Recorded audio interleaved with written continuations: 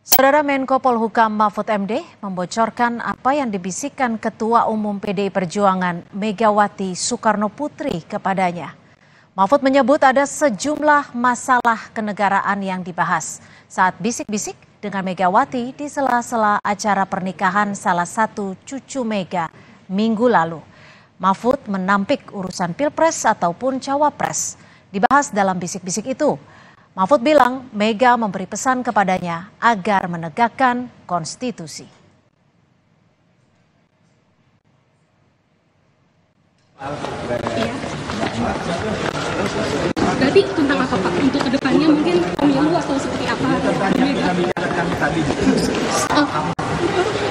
Pesan-pesannya mungkin ada. Selenggarakan negara ini dengan baik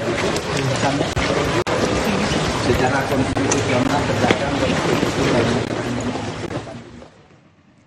Menanggapi bisik-bisik Megawati ke Mahfud MD di acara resepsi pernikahan cucu Megawati hari Minggu lalu, Ketua DPP PDI Perjuangan Jarod Saiful Hidayat bilang momen kedekatan keduanya hal yang lumrah. Menurut Jarod, momen itu tak perlu ditafsirkan macam-macam, termasuk dikait-kaitkan dengan kemungkinan Mahfud akan jadi cawapres Ganjar Pranowo. Juga belum juga, yang sabar ya, yang sabar gitu ya.